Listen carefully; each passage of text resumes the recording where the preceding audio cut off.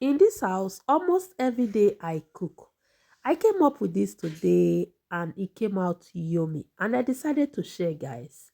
Hi guys, happy weekend. Stay tuned and watch this video and see how I make When some my house help was eggplant traveling to and yam England with me, she was jollof. far away because she was in economy. But when we landed in London, and I said, okay, so Charity, did you eat? She said no. So all the food, all the drink and everything they gave her, she refused. Do you know why? She thought she had to pay for it.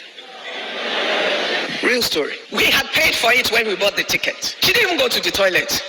No, it was her first time, understandably. She didn't know what her rights were for the price we had paid. And so every time they offered her something, she said, no, thank you. That was the answer. When she told me, we laughed and then explained to her, Charity, everything was paid for. It was yours to take. Of course, now she's a pro.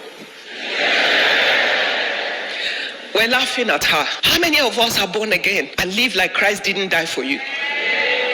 How many of us act like we're beggars when we're children of the king? How many of us act like we should be hungry when food has been over-provided for you? How many of us walk in fear when courage, the Bible says that the children of God are as bold as a lion?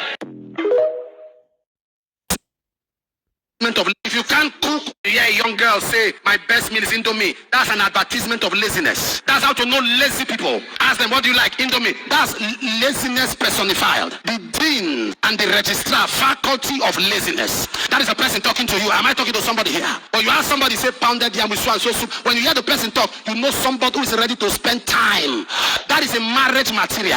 When we say certain things, people think that we are personal. We are personal about it. But it's not true. Even though a man should also know how to augment and help himself once in a while, a woman is not wired to be a slave. A woman is not created and wired to be secondary or second-handed or second place or second fiddle. But no man should marry a woman who cannot cook. That is the truth. Because even if you don't eat, your children will eat. Even if your children don't eat, strangers will eat. Am I talking to somebody here? If you can't cook, don't accept an engagement ring.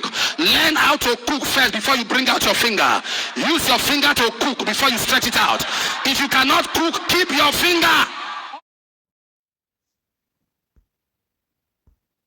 You hear a young girl say, my best meal is Indomie. If you can't cook, don't accept an engagement ring. Learn how to cook first before you bring out your finger. Am I talking to somebody here? Learn to cook. Then you just stand up, make up like chimpanzee, and you put this on your face and do makeup like chimpanzee. Cook, you cannot cook. All you know is to lay foundation, lay structure, paint your face with calamine lotion, and cook, you can't cook. And they want to marry you. Who will marry you? You have a fine face, but in the kitchen you prepare potty. Who will marry you? I have said this to our men. I have said this to our marriage committee. And I'm hearing they are not implementing it.